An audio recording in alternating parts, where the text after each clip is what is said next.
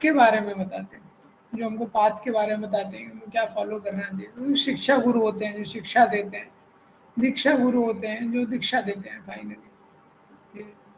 तो शुरुआत में हमारे लिए ये महत्वपूर्ण है कि हम लोग जहाँ पे भी हैं, जिस भी स्थिति में है, जहाँ पे जिस भी सिचुएशन में है, तो वहाँ पे सबसे पहले डिवोटी से कनेक्ट करके, टेम्पल से कनेक्ट करके अपने आध्यात्मिक ये जो स्पिरिचुअल जर्नी है इसको प्रारंभ करें।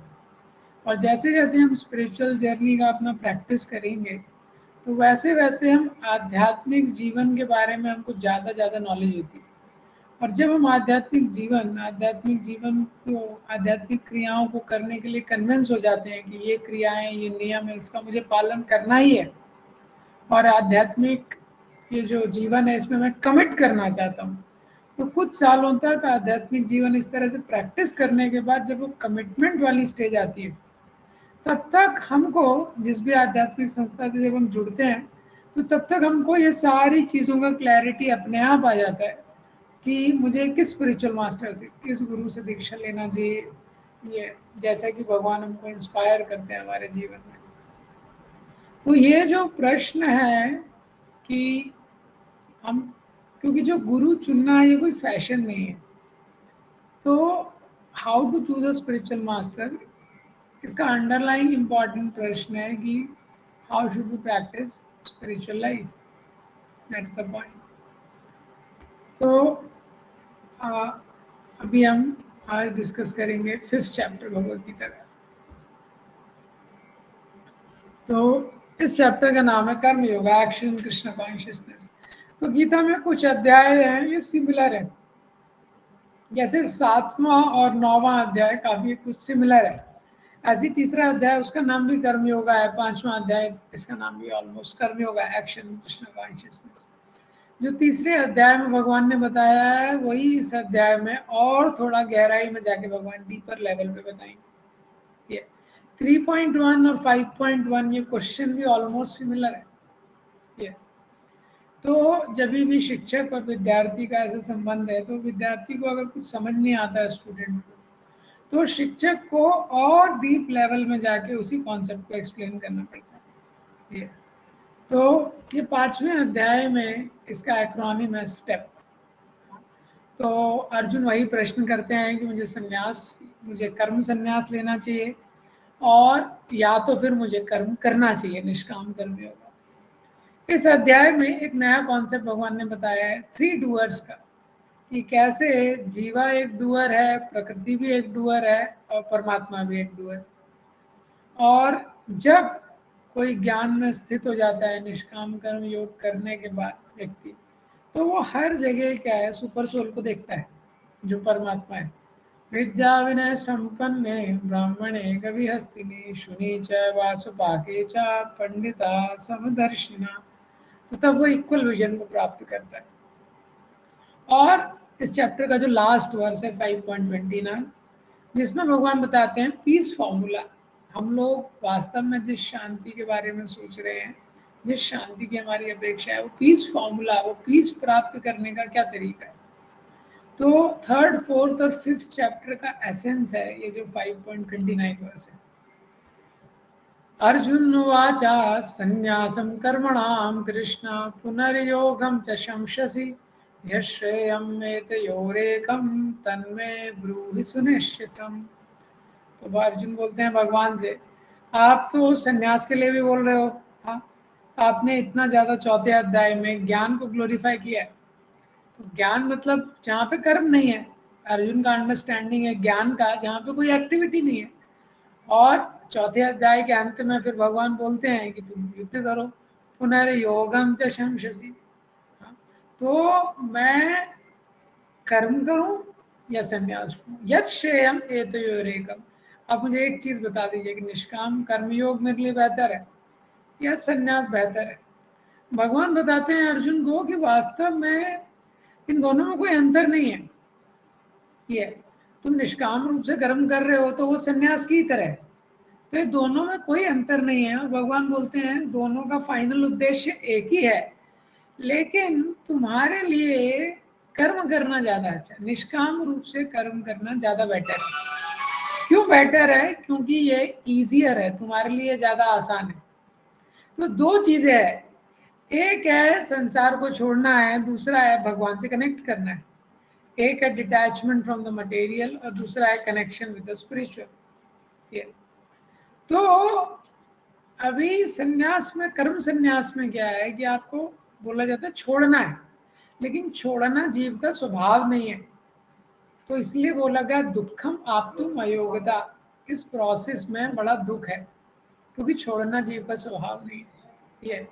और कर्म योग में क्या है कि भगवान की प्रसन्नता के लिए जब हम कर्म करते हैं तो चीजें अपने आप छूट जाती है। हाँ, उसको छोड़ना नहीं पड़ता है। जैसे मेरे हाथ में माला है, हाँ, अब अगर मेरे को बुक उठाना है, कोई बुक उठाना है, तो जब मैं किसी बुक को उठाने जाऊंगा तो अपने आप ये माला मुझे छोड़ना पड़ेगा ये। लेकिन मेरा फोकस किस पे है? बुक को उठाने पे। हाँ, तो दोनों में क्या हो रहा है? संसार छूट रहा है, भगवान से कनेक्शन हो रहा है। लेकिन सांख्य में क्या है कि पहले छोड़ना है और फिर कनेक्ट करना है, तो उसमें दुख है। तो इस प्रकार से भगवान बताते हैं कि निष्काम कर्म योग ईजियर है।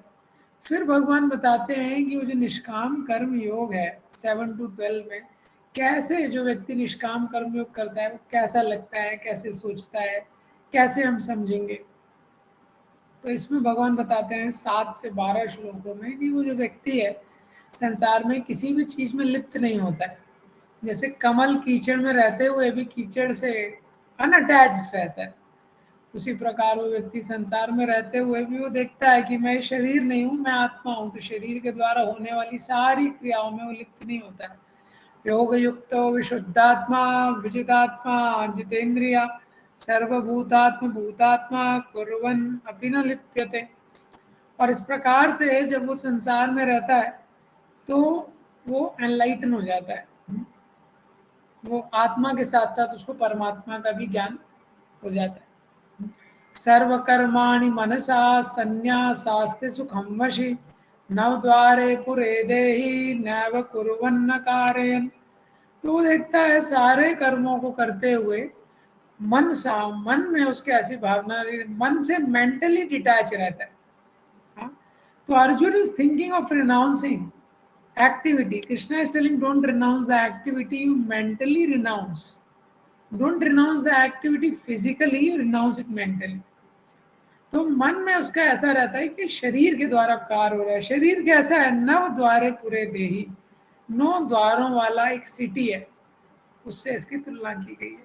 ना कर्तृत्व न कर्माणि लोकस्य सृजति प्रभु ना कर्म फल संयोगम स्वभाव स्वभावस्तु प्रवर्तते। तो वो जो आत्मा है वो देखता है कि ना मैं कुछ कर रहा हूँ ना मैं किसी से कुछ करवा रहा हूँ। ये कर्म कर्म फल जो है ये सब तो स्वभाव के द्वारा, प्रकृति के द्वारा हो रहा है ये। लेकिन अभी प्रश्न उठता है कि प्रकृति जो है, प्रकृति तो इंडिपेंडेंट नहीं है, प्रकृति भी तो भगवान के नियंत्रण में है। 9वें अध्याय में भगवान बोलते हैं मया अध्यक्षेण प्रकृति सूयते साचराचरम, कि प्रकृति मेरी अध्यक्षता में काम कर रही है। तो 15वें श्लोक में तो ऐसा लगता है कि ये तो भगवान ही सब करवा रहे हैं। तो अगर भगवान ही सब करवा रहे हैं तो भगवान क्या बोलते हैं 15वें श्लोक में? ना दत्ते कस्य चित पापम ना च वम सुकृतम विभु, कि मैं जो हूँ, जो विभु हूँ, मैं जीव के द्वारा किए गए पाप का क्रेडिट या पुण्य का क्रेडिट कुछ भी नहीं लेता हूँ। हाँ? तो फिर ये क्यों होता है? अज्ञानेनावृतम ज्ञानम तेन मूयन्ति जिन्तवा। तो जो आत्मा है जब अज्ञान के द्वारा आवरण, अज्ञान के आवरण में आ जाता है तो उसके कारण ये पाप पुण्य में संसार में लगता है। तो उसके बाद इस अध्याय में भगवान बताते हैं कि किस प्रकार से अपना मन बुद्धि निष्ठा और भगवान को गोल बना के, माइंड फेथ इंटेलिजेंस एंड गोल, ये चारों जब हम भगवान के साथ अलाइन कर देते हैं, हाँ, तो हम सारे कलमश से मुक्त हो जाते हैं। गच्छन्ति पुनर्आवृत्तिम, उसको वापस इस संसार में नहीं आना पड़ता। तद्बुद्धयस्तदात्मानस्तन्निष्ठा तन्परायणा गच्छन्ति पुनरावृत्तिम ज्ञान निर्धूत कल्मषा। और ऐसे व्यक्ति का विजन कैसा होता है? विद्यावने संपन्ने ब्राह्मणे कवि हस्तिनी शुनि चैवासु पाके चा पंडिता संदर्शिना। क्योंकि वो हर व्यक्ति में वो देखता है कि तो भगवान का अंश है, केवल व्यक्ति में नहीं बल्कि हर जीवात्मा में। हाँ, तो किसी भी योनि में वो एक्सटर्नल ड्रेस को नहीं देखता है, किसी ने शर्ट पैंट पहना है, किसी ने कुर्ता पहना है, किसी ने साड़ी पहनी है, लेकिन अंदर तो वही आत्मा है, तो वो आत्म तत्व को देखता है, समदर्शन। और इस अध्याय के अंत में भगवान बताते हैं, भोक्ताराम यज्ञ तपसाम सर्वलोक महेश्वरम सूर्यदम सर्वभूतानां ज्ञात्वा मां शांति रक्षति। मैं ही ये संसार में परम भोक्ता हूँ। यज्ञ और तपस्या के द्वारा प्राप्त यज्ञ भी मेरी प्रसन्नता के लिए है, तपस्या भी मेरी प्रसन्नता के लिए है, सबका भोक्ता मैं हूँ और सारे लोगों का मैं नियंत्रक हूँ। सुहृदम, मैं सबका सुहृद हूँ। ये ऐसा जो जान लेता है वो शांति को प्राप्त करता है। तो ये है 5वां अध्याय, जिसका पहला सेक्शन है। भगवान बताते हैं कि निष्काम कर्म योग करना आसान है। अर्जुन पूछते हैं कि मुझे कर्म छोड़ देना चाहिए या निष्काम कर्म योग करना चाहिए। भगवान बोलते हैं एक वे में तो दोनों इक्वल है ये, लेकिन क्या है, निष्काम कर्मयोग आसान है इसलिए बेहतर है ये। वो निष्काम कर्मयोग कैसे करता है? निष्काम कर्मयोगी वो शरीर से आइडेंटिफाई नहीं करता और ना ही ये शरीर के द्वारा होने वाली जो क्रियाएं हैं उससे आइडेंटिफाई करता है, क्योंकि वो डिटैच रहता है सारे एक्टिविटी से, इसलिए वो रिएक्शन से मुक्त रहता है। उसके बाद भगवान बताते हैं 3 डूअर। हाँ, तो जब वो जीवात्मा है वो जानता है कि जो शरीर के द्वारा सारी क्रियाएं हो रही हैं, हाँ, तो जीवात्मा एक डूअर है, लेकिन ये तो प्रकृति के द्वारा हो रही हैं, जो मोड्स ऑफ मटेरियल नेचर है, वो डूअर नंबर 2 है। लेकिन प्रकृति भी उसको कब कर रही है? जब वो फाइनल सैंक्शन हो रहा है भगवान के द्वारा। ये तो ये होता है प्लेटफॉर्म ऑफ नॉलेज। तो इस तरीके से जब वो संसार में कार्य करता है तो वो परमात्मा के ज्ञान के नॉलेज में स्थित होता है। और जब वो परमात्मा में अपने आप को, अपनी कॉन्शियसनेस को, चेतना को फिक्स करता है, तो वो जन्म मृत्यु के चक्र से मुक्त हो जाता है ये। और यही लिबरेशन व्यक्ति को अष्टांग योग के द्वारा भी प्राप्त हो सकता है। तो 2 श्लोकों में भगवान इस चैप्टर में अष्टांग योग का ग्लिम्स देते हैं, उसको भगवान विस्तार से 6 चैप्टर में बताएंगे ये। और उसके बाद भगवान बताते हैं कि वो जो लिबरेशन का प्लेटफॉर्म है उसमें व्यक्ति पूरी तरह से भौतिक क्लेशों से मुक्त हो जाता है।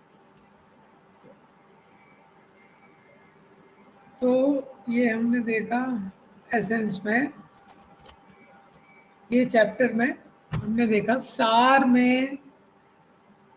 आ, सार में क्या क्या चीज़, एसेंस में हमने देखा कि 5th चैप्टर में क्या दिया है। अब 5th चैप्टर में बहुत ही इंटरेस्टिंग 3-4 थीम्स है जो आज हम देखने वाले हैं। बहुत इंटरेस्टिंग और बहुत इम्पॉर्टेंट 3-4 थीम्स हैं ये 5th चैप्टर में ये। तो देखते हैं, पहला थीम देखते हैं। तो ये है इसका पहला थीम। तो पहला थीम क्या है? 3 डूअर्स। सर्वकर्माणि मनसा संन्यासस्ते सुखम वशी नवद्वारे पुरे देहि कुर्वन् न कारयन्। ये जो जीवात्मा है ये शरीर में रहता है और ये शरीर की तुलना की गई है जैसे 9 गेट वाला सिटी है। हाँ? तो सोल इस 9 गेट वाले सिटी में रहता है ये, और मन के द्वारा वो सारे एक्शंस को रिनाउंस कर देता है। ये 9 गेट क्या है? 2 आंखें, 2 nostril, 2 year, 1 mouth, anus, genitals, ये 9 गेट है। जैसे कोई सिटी रहती है, शहर रहता है, तो गेट रहते हैं, तो गेटों के माध्यम से कोई भी चीज़ अंदर बाहर आती है। इसी तरह ये गेट्स के माध्यम से, आंखों के माध्यम से, कानों के माध्यम से हमें संसार के साथ आदान प्रदान करते हैं ये। तो ये जीवात्मा इस संसार में क्यों दुख भोग रहा है? हाँ, क्योंकि उसको एक शरीर में डाला गया है। हाँ, शरीर में 9 गेट है ये।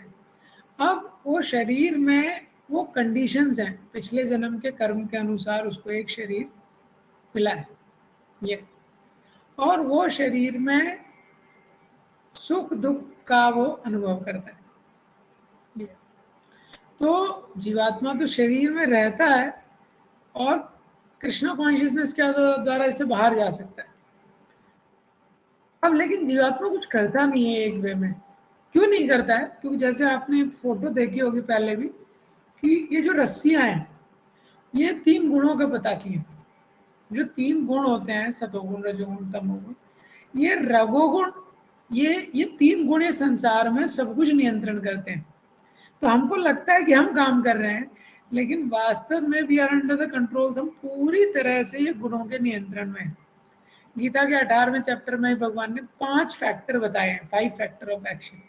इसीलिए दूसरे अध्याय में भगवान जब श्लोक बोलते हैं कर्मण्यवाधिकार अस्ते, हमारा कर्म पे अधिकार है, माँ फलेशु कदाचन, फल पे अधिकार नहीं है, ना ही हम फल के हेतु हैं, क्योंकि हम पूरी तरह से नियंत्रण में नहीं है चीजों की। ये तो हम नियंत्रण में नहीं है, इसको समझने के लिए बहुत आसान है। जैसे हम लोग अभी सर्दी का समय चल रहा है, तो कोई व्यक्ति प्लान करता है कि सुबह उठ जाऊंगा, सुबह जल्दी उठूंगा, लेकिन जो अलार्म उसने लगाया है उसको खुद ही बंद कर देता है। क्यों? क्योंकि जब वो इग्नोरेंस में है, तो इग्नोरेंस यानी तमोगुण, तो तमोगुण का स्वभाव है ये, जो 14वें अध्याय में दिया है गीता के, निद्रा आलस्य प्रमाद, तो आलस्य रहता है उसमें। तो उसने खुद डिसाइड किया है कि मैं ये करूंगा, पर वो नहीं कर पा रहा है, इसका मतलब उसके वो किसी के कंट्रोल में है। ऐसा इसी तरह कोई व्यक्ति प्लान करता है कि मैं इस समय पे सो जाऊंगा, लेकिन वो सो नहीं पाता है। क्यों? क्योंकि रजोगुण के प्रभाव में है। तो जब तक रजोगुण में प्रभाव है तो रजोगुण रुकने नहीं देता है। व्यक्ति सोचता है कि मैं स्मार्टफोन का ज़्यादा टाइम यूज नहीं करूंगा ये, लेकिन वो करता है। क्यों? इसका मतलब वो किसी के कंट्रोल में है। तो जो 3 गुण होते हैं वो जीवात्मा को कंट्रोल करते हैं। तो 7वें अध्याय में भगवान ने बताया 2 एनर्जी होती है, एक सुपीरियर एक इंफीरियर। तो जीवात्मा जो है वो सुपीरियर एनर्जी है, हालांकि सुपीरियर एनर्जी है, लेकिन जब वो मैटर के टच में आता है, हाँ, मैटर के टच में आता है तो वो कंटामिनेट हो जाता है, और जब वो कंटामिनेट हो जाता है तो अलग अलग तरह की एक्टिविटी में रखता है। तो बॉडी के साथ आइडेंटिफाई करता है और अलग अलग तरह की एक्टिविटीज में लगता है ये।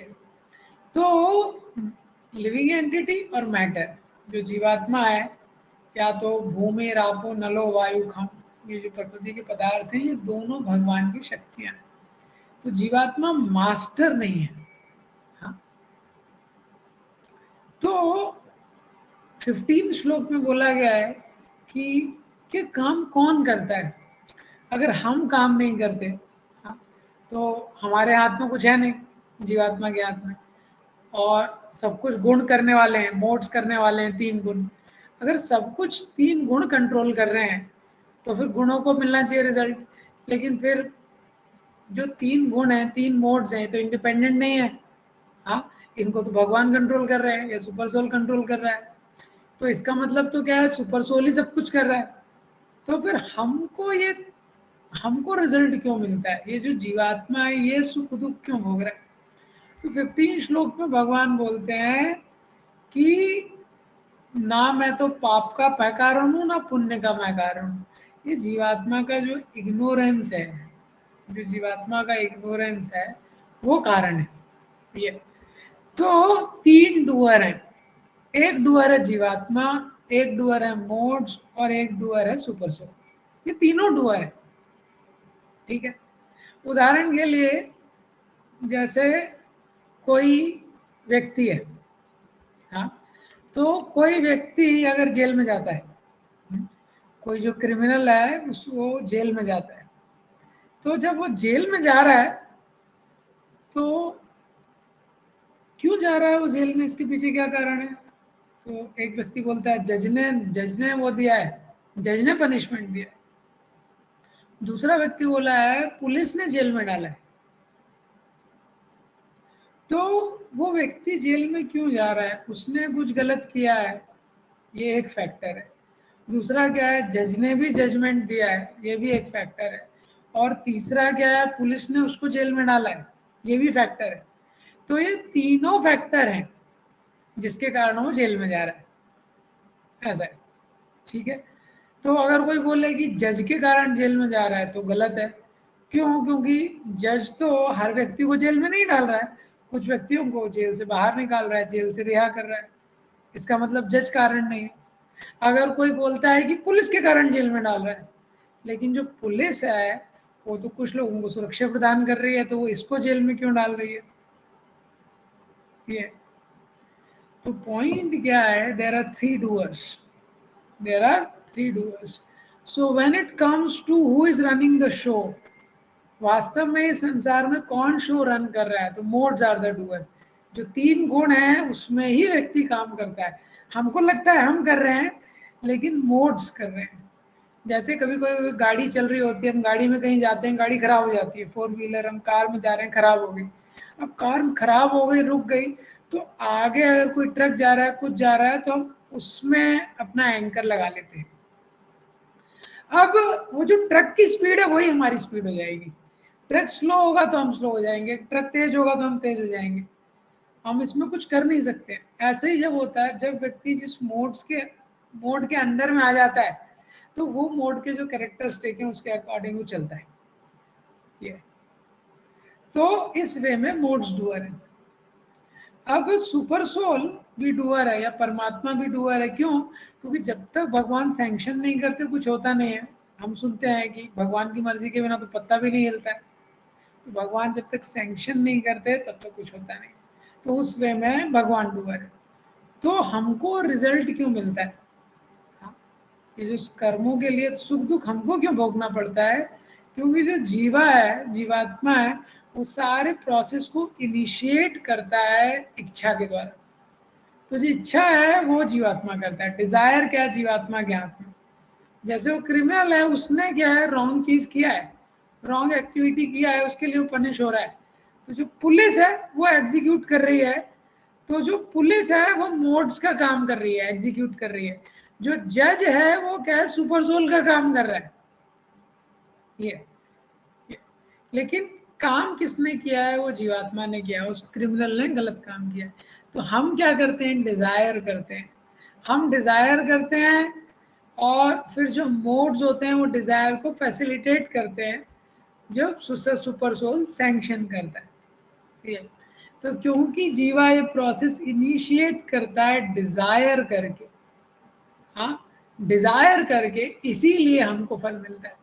तो हमारे हाथ में क्या है? डिजायर है। हाँ? तो हमको बड़ा सतर्क रहना चाहिए कि मैं क्या डिजायर कर रहा हूँ। तो कोई व्यक्ति बोल सकता है कि लेकिन जो कुछ लोग होते हैं, कुछ लोग जैसे इतना उनको एडिक्शन रहता है शराब पीने का या कुछ और ऐसा गलत काम करने का, ये तो ऐसा लगता है कि कोई उनको पुश कर रहा है, कोई उनको पुश कर रहा है, ऐसा लगता है। पर ये क्या है? ये बेसिकली एक मोमेंटम है। It's a momentum of past desires.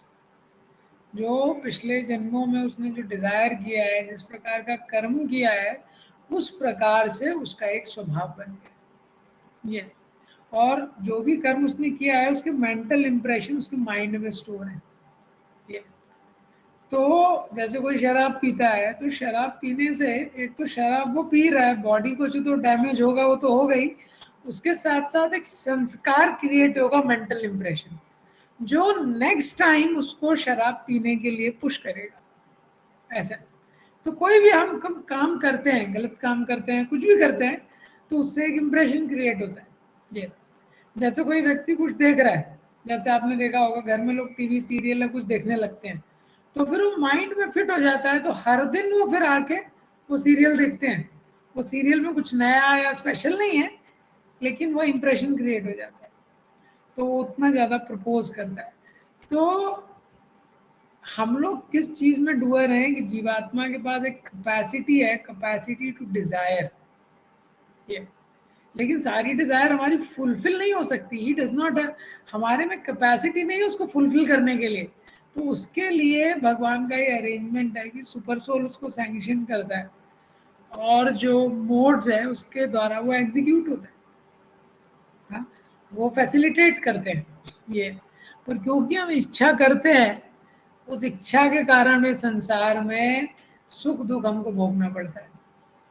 इसीलिए शास्त्र हमको बताता है कि we should cultivate the right desires, we should cultivate the right desires. This is an important aspect, that we should cultivate the right desire. So this is the first thing which we should understand, that इस संसार में हम इच्छा कर सकते हैं। इच्छा के बाद बहुत सारे हमारे फैक्टर हैं जो हमारे नियंत्रण में नहीं है। जैसे अगर अभी मुझे बोलना है या क्लास देना है, तो मैं इच्छा कर सकता हूँ कि मुझे ये गीता के बारे में प्रवचन करना है। लेकिन अगर मेरे को बहुत ज़्यादा अल्सर हो जाए या साइकोलॉजिकली माइंड बहुत डिस्टर्ब हो जाए, बहुत सारे, या इंटरनेट का कनेक्शन चला जाए, बहुत सारे ऐसे चीज़ें हो सकती हैं जिसके कारण मेरे चाहते हुए भी ये क्लास ना हो। तो इसका मतलब है हमारे बियॉन्ड पैरामीटर्स हैं जिसको हम कंट्रोल नहीं कर सकते। तो जीवात्मा के हाथ में क्या है? इच्छा। तो जो इच्छा है, ये उसको सोचना चाहिए कि how should I desire, I should cultivate the right kind of desire. So desire comes by association. That is why we should cultivate right association. In association, desires are created. संग में इच्छाओं की उत्पत्ति होती है। And we are almost helpless about it, और हम इसके लिए बहुत असहाय हैं। इसलिए बोलते हैं जैसा करें संग वैसा बने रंग। तो ये संग क्या है, एसोसिएशन की परिभाषा क्या है? एसोसिएशन का मतलब ये नहीं है कि हम जिसके साथ रह रहे हैं, हो सकता है कि जिसके साथ हम रह रहे हैं वो भी एसोसिएशन हो, या हो सकता है कि वो एसोसिएशन ना हो। जैसे लोकल ट्रेन में एक बोगी में 200 लोग हैं, हाँ, लेकिन फिर भी हर कोई अकेला है, तो वो एसोसिएशन नहीं है। ये एसोसिएशन का मतलब है दैट विच अफेक्ट्स। हाँ, एसोसिएशन है जो हमको अफेक्ट करती है। एसोसिएशन वो है जहाँ पे हम, जिससे हम अफेक्ट होते हैं, जहाँ पे हम इनपुट लेते हैं, हाँ, जो हमारे थॉट प्रोसेस को अफेक्ट करती है। जैसे ही जो कैकई थी, तो कैकई का रामायण में, तो रामायण में वर्णन है कि कैकई का श्री राम के प्रति बहुत प्रेम था, लेकिन क्योंकि मंथरा का एसोसिएशन ले लिया और उस गलत एसोसिएशन में सबमिसिव हियरिंग कर लिया उसने। तो संग हमको कैसे प्रभावित करता है? जब हम किसी के संग में रहते हैं, मेनली हियरिंग के द्वारा, सुनने के द्वारा, कानों के द्वारा और आंखों के द्वारा। हम जो चीज़ देखते हैं उस संग से प्रभावित हो जाते हैं, जैसे अर्जुन हो गए। और जो चीज़ हम सुनते हैं उससे प्रभावित हो जाते हैं। तो क्या सुन रहे हैं, क्या देख रहे हैं, वो भी संग है। जिन लोगों से मिल रहे हैं, कन्वर्सेशन कर रहे हैं, वो भी संग है। जो हमारे बहुत करीबी मित्र हैं, बहुत क्लोज हैं, वो भी संग है। तो संग, जैसा संग होगा वैसी इच्छाएं होंगी हमारी। तो हम देखते हैं हर किसी महान पुरुष का अगर आप जीवन देखेंगे तो उसके जीवन में एक क्वालिटी एसोसिएशन है। हम सबको अपने जीवन में एक क्वालिटी एसोसिएशन चाहिए, जिससे कि हम राइट डिजायर कर सकें। अब देखते हैं इस चैप्टर का जो दूसरा थीम है वो क्या है? For investment for gaining knowledge. तद्बुद्धयस्तदात्मानस्तन्निष्ठा तत्परायणा गच्छन्ति आपुनरावृत्तिं ज्ञान निर्धूत कल्मषा। तो माइंड, इंटेलिजेंस, माइंड, फेथ और गोल, ये चार चीज़ें हैं। ये चारों चीज़ें जब हम स्पिरिचुअलाइज कर देते हैं या भगवान से अलाइन कर देते हैं, तो लाइफ में मैक्सिमम इफेक्टिविटी आ जाता है। तो सबसे पहला इंटेलिजेंस। जैसे इंटेलिजेंस के लेवल पे मुझे पता है कि सबकी मृत्यु होने वाली है। इंटेलिजेंस के लेवल पे मुझे पता है कि मुझे ये संसार में कुछ हाई चीज़ को रियलाइज करना चाहिए, गॉड है, गॉड के बारे में जानना चाहिए, लेकिन मेरा माइंड कन्विंस नहीं है। हाँ, तो जब तक माइंड कन्विंस नहीं है, वो एक थ्योरी है मेरे लिए। जैसे कोई व्यक्ति सॉफ्टवेयर प्रोग्राम बना रहा है, लेकिन उसका मन कहाँ है? वो सॉफ्टवेयर प्रोग्राम पर लिख रहा है, लेकिन खिड़की से बाहर देख रहा है, उसको फुटबॉल खेलने जाना है। ये, हाँ, दूसरा आप देख रहे हैं, ये योगी है, वो योग में लगा हुआ है, लेकिन उसके मन में इच्छा है मुझे तो अंबानी बनना है। हाँ, तो बुद्धि के साथ साथ मन भी होना चाहिए। हाँ, इंटेलिजेंस एंड माइंड दोनों होना चाहिए। और इंटेलिजेंस और माइंड के साथ उसका क्या है, फेथ भी होना चाहिए। जैसे कोई एकेडमिक स्कॉलर है, हाँ, तो एकेडमिक स्कॉलर है तो इंटेलिजेंस है उसका, माइंड है लगा हुआ है, लेकिन उसका फेथ क्या है, फेथ नहीं है उसको शास्त्रों में। उसका इंटेलिजेंस लगा हुआ है शास्त्रों को पढ़ने में और माइंड भी लगा हुआ है। He loves to read, he loves to study about the religion, हाँ, तो he likes it, his mind is involve, his intelligence is involve, but his faith is not there, पर उसका विश्वास नहीं। और हो सकता है कि किसी का इंटेलिजेंस, माइंड और फेथ भी हो, लेकिन achieving God is not the goal of his life, like that.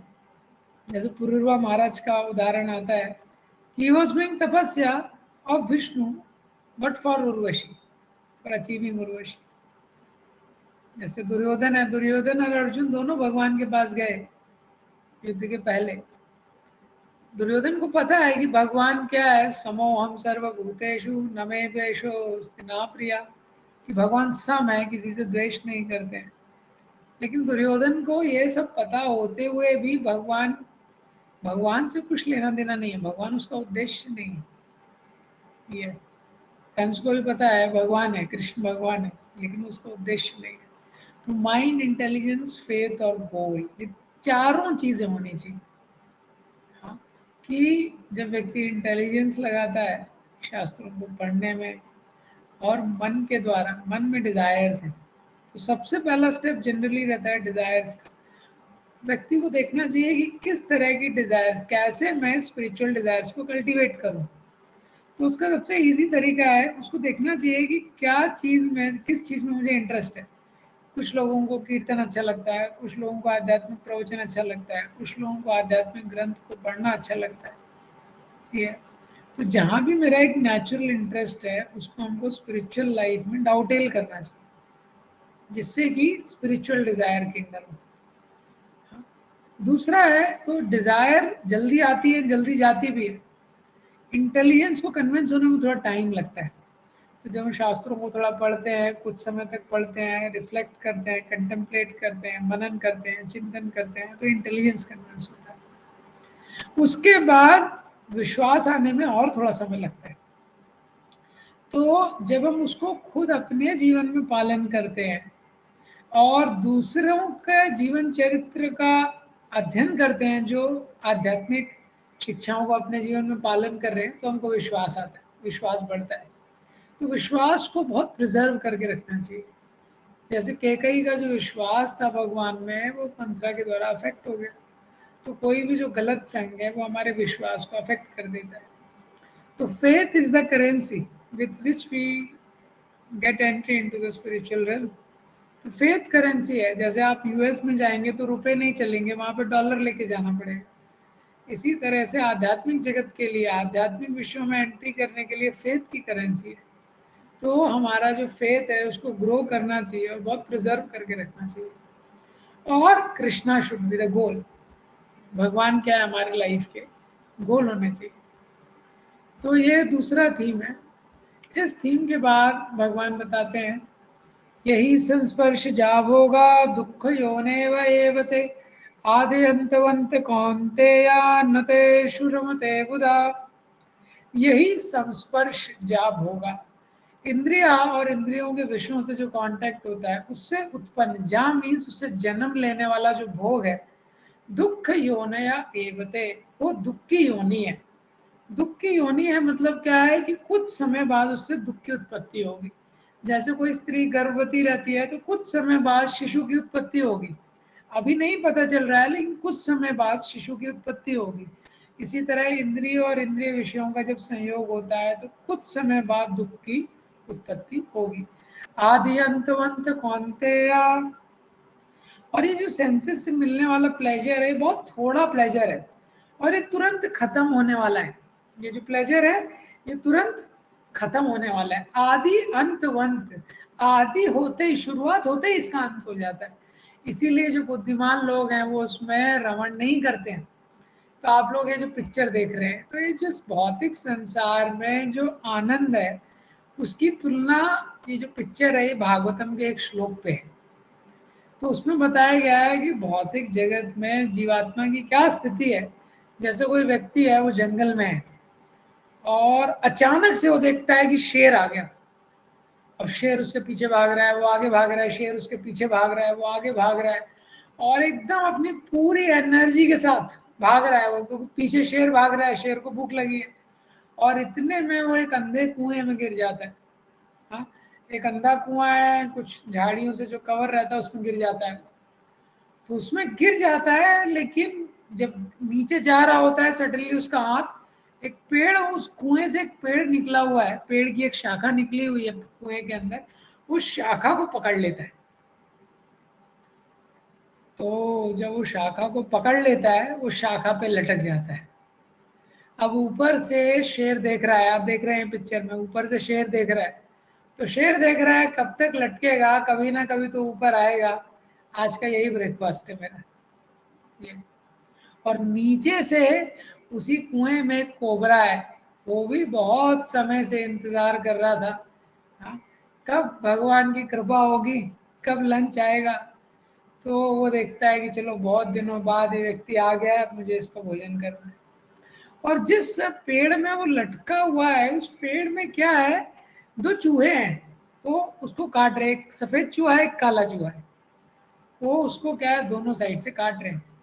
ये देखिए कैसी स्थिति है। ऊपर शेर इंतजार कर रहा है, नीचे से जो अजगर है वो ऊपर आ रहा है उसको खाने के लिए, और जिस शाखा पे लटका है उस शाखा को दो चूहे काट रहे हैं।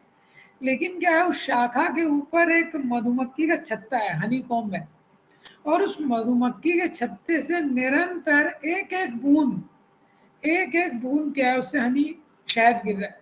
हाँ, और साथ में क्या है, उस कुएं में बहुत सारे अनेक जीव जंतु हैं। तो वो जीव जंतु जो है, मक्खी, मच्छर, ये सब, वो भी उसको काट रहे हैं। हम्म, तो आप सोचिए कैसी स्थिति है।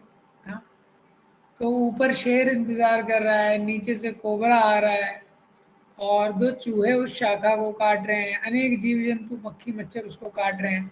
ये सब होते हुए, लेकिन वो जो उस ऊपर वाले पेड़ से वो एक शहद आ रहा है, वो इतना एब्जॉर्ब हो जाता है वो व्यक्ति उस शहद को।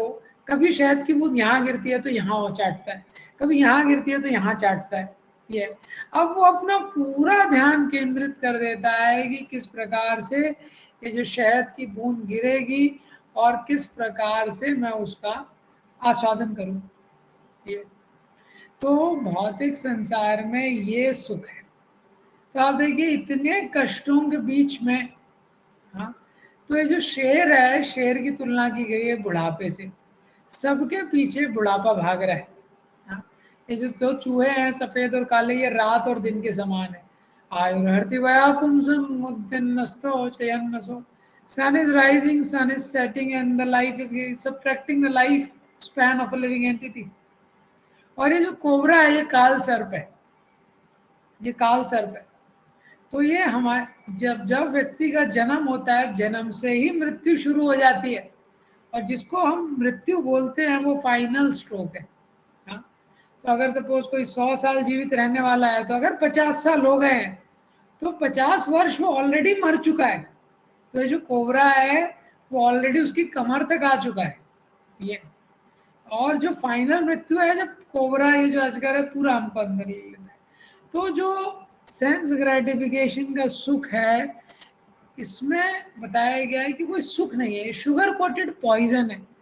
पुत्राशुति सुखा मृग तृष्णि रूपा खेदम कलेवरम शेष रुज्जा विरोहा निर्विद्यते न तुजनो यद अपीति विद्वान कामानलम मधुलवे समयम दुरापे। तो कुत्रा शिशा श्रुति सुखा, इस संसार में सुख कहाँ है? मृग तृष्णि रूपा, मृग तृष्णा की तरह। जैसे हम देखते हैं जंगल में मृग तृष्णा है, वो दिखती है दूर लेकिन पानी है नहीं। क्वेदम कलेवरम अशेष रुज्जम विरोहा। और ये जो शरीर है, इसमें इतने ज्यादा बीमारी है, सर से पांव तक बीमारी ही बीमारी है। हाँ, WHO के अकॉर्डिंग 40-50 थाउजेंड से ज्यादा डॉक्यूमेंटेड डिसीजेज हैं। हाँ, तो हम जानते हैं कि एक शरीर के हर अंग में ये हमको सुख नहीं दे सकता है, ज्यादा दुख ज्यादा दे सकता है। जैसे कोई ये उंगली है तो ये उंगली सुख देगी नहीं, सुख ज्यादा नहीं दे सकती है, क्या है, दुख ही ज्यादा दे सकती है। हाँ? हम अगर सोचते कि हमको सुख देगी तो सुख तो बहुत लिमिटेड तरीके देने के, इस उंगली का हमने कहीं उपयोग कर लिया कुछ, लेकिन दुख बहुत दे सकती है। अगर ये उंगली कट गई, किसी मशीन के नीचे आ गई, दब गई, इसमें किसी ने काट दिया। हाँ, तो संसार में हम देखते हैं कि संसार की रचना ऐसी की गई है, इंद्रिय विषयों में सुख है नहीं ज्यादा। तो इंद्रिय विषयों के सुख को हम समझ सकते हैं कि जैसा पहले मैंने उदाहरण दिया था कि जो दो बड़े बड़े ब्रेड हैं और उसके बीच में कुछ सॉस लगाया गया है, तो ऐसे कंपैरिजन की गई है संसार में जो सुख उत्पन्न होता है। तो दो मोटे मोटे ब्रेड हैं जिसमें कोई टेस्ट नहीं है और कड़वे हैं वो, और बीच में एक सॉस है जिसमें थोड़ा सा टेस्ट है। तो वो इतने मोटे कड़वे ब्रेड है, उसको व्यक्ति खाता है, जैसे ही सॉस का टेस्ट लेता है तब तक दूसरा ब्रेड आ जाता है जो कड़वा है। इसी तरह संसार में हैंकरिंग है, हैंकरिंग और लेमेंटेशन है।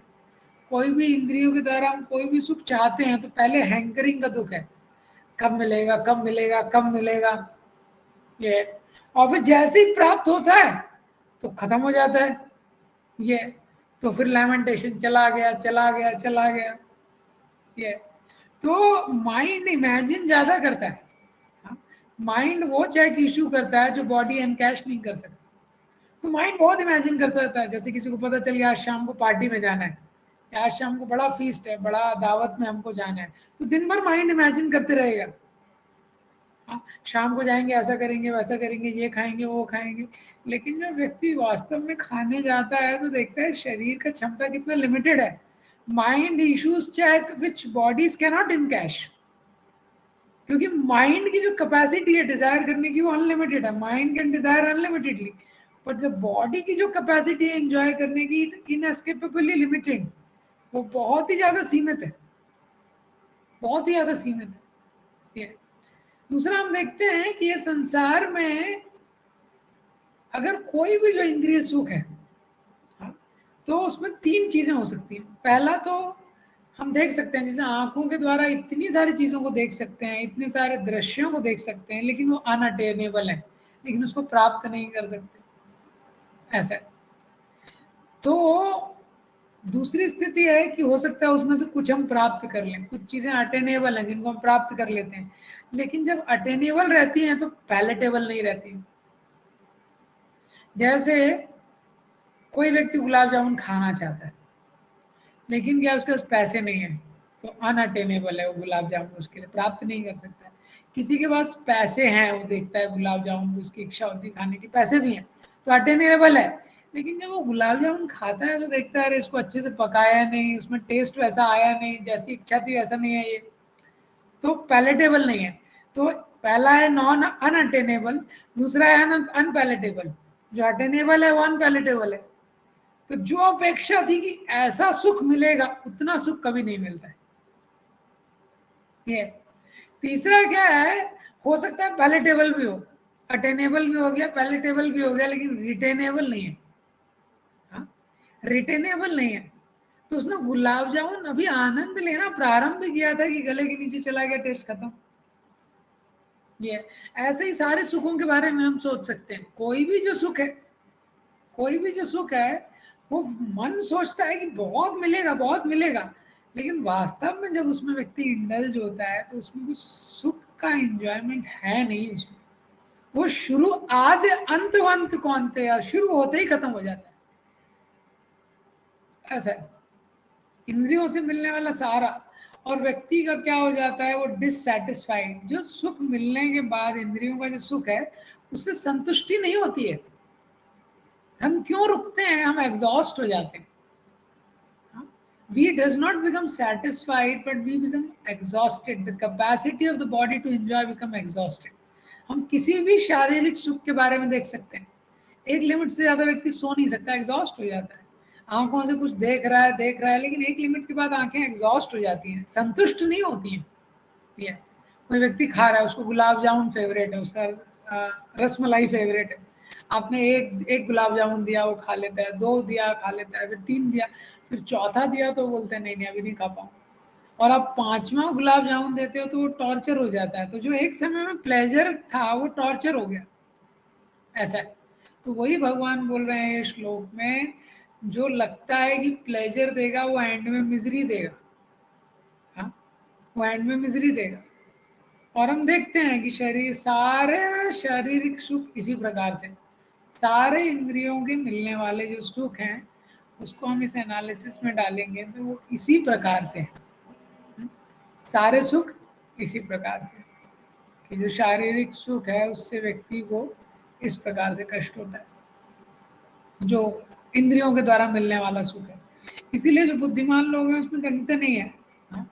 तो परिणाम दुख है, और परिणाम का दुख है इसमें, उसके बाद ताप का दुख है, और उसके बाद संस्कार दुख, ये 3 दुख इन्वॉल्व है। परिणाम दुख मतलब एंड में उसको दुख मिलने वाला है। हाँ, एंड में उसको दुख मिलने वाला है। ज्यादा खा लिया तो दिक्कत है, ज्यादा सो लिया तो दिक्कत है, बॉडी अफेक्ट हो जाता है, तो एंड में उसको दुख मिलने वाला है। किसी भी सेंसेस का हम मिसयूज करते हैं तो हम देखते हैं उसको एंड में दुख मिलता है। ये तो एंड में परिणाम दुख। और क्या है? ताप का दुख है। ताप का दुख क्या है? किसी दूसरे के पास हमसे ज्यादा भोगने के लिए सब सामग्री है तो उसको देख के हम दुखी हो जाते हैं। हमारे पास भोगने की सामग्री है लेकिन शक्ति नहीं है। अभी व्यक्ति के पास एक समय रहता है पैसा नहीं है, बहुत कुछ खाने का सामर्थ्य है शरीर में लेकिन पैसा नहीं है। और कभी कभी व्यक्ति के पास पैसा बहुत है लेकिन अभी शरीर दाल के अलावा को, सूप के अलावा को डाइजेस्ट नहीं कर सकता है। तो इसको बोलते हैं संस्कार ताप का दुख है ये। तो दूसरों के भोगों को देख के दुखी हो जाता है, कभी कभी भोग को प्राप्त नहीं करता है तो दुखी हो जाता है, कभी कभी भोग है लेकिन इंजॉय नहीं कर सकता इसलिए दुखी हो जाता है ये। और संस्कार दुख है। संस्कार दुख क्या है? पिछले भोगों के बारे में सोच सोच के वो दुखी रहता है कि पहले कैसे एंजॉय किया था, वो सोच के वो दुखी रहता है व्यक्ति कि कब ये भोग मिलेंगे।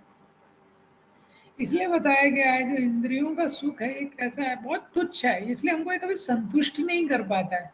इसकी तुलना की गई है इच से। जैसे खुजली होती है, खुजली होती है वो दर्द को बढ़ाने वाली है। हाँ, उससे तकलीफ क्या है और ज्यादा बढ़ जाता है। तो उससे तकलीफ बढ़ जाता है लेकिन वो व्यक्ति फिर भी क्या, उसको लगता है कि खुजाऊंगा तो इंजॉयमेंट मिलेगा। शुरू में थोड़ा इंजॉयमेंट मिलता है उसको, लेकिन जैसे जैसे वो इचिंग करता है वैसे वैसे क्या है, वो घाव में परिवर्तित हो जाता है, वो दुख का कारण बन जाता है। इस प्रकार से सारे इंद्रिय सुखों में भगवान बोलते हैं कि उसके अंदर क्या है, एक दुख है। तो एक तो उसके अंदर दुख है, और उससे बड़ा चैलेंज क्या है कि उससे इंप्रेशंस क्रिएट हो जाते हैं जो कि और ज्यादा दुख इस संसार में क्रिएट करते हैं। इंप्रेशंस, गलत इंप्रेशंस उसके माइंड में क्रिएट हो जाते हैं। वो एंजॉयमेंट करने की टेंडेंसी क्रिएट हो जाती है जिससे वो वापस से जो मन है उस तरह के, जैसे कोई भी व्यक्ति काम करता है और जनरली हम इसको ऑब्जर्व कर सकते हैं जब हम कुछ गलत काम करते हैं तो माइंड उस एक्सपीरियंस को रिपीट करना चाहता है ये। तो ये दूसरा दुख उसको भोगना पड़ता है।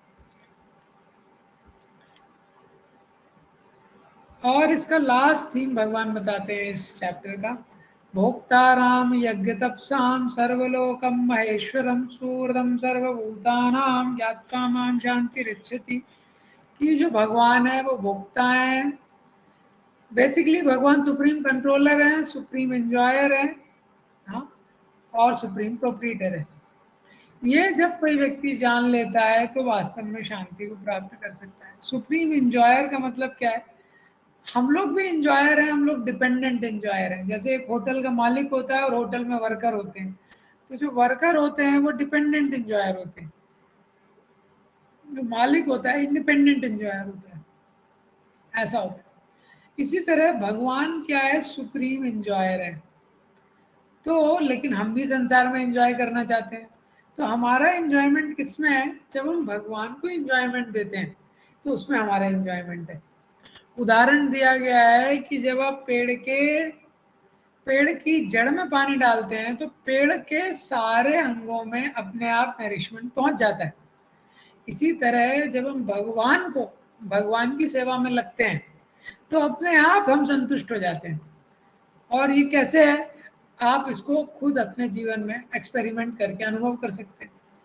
यथा तरोर्मूल निषेचनेन तृप्यन्ते तत्स्कन्धभुजो शाखा प्राणोपहारं यतेन्द्रियाणां यतः सर्वाणं अच्युते च।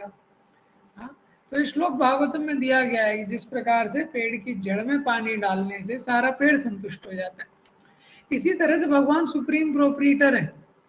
हाँ, भगवान सुप्रीम प्रोप्रीटर है।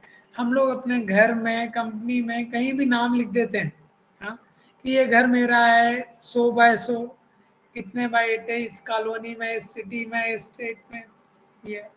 लेकिन प्रोप्रीटर का मतलब क्या है, जो हमेशा वो संपत्ति का मालिक रहता है।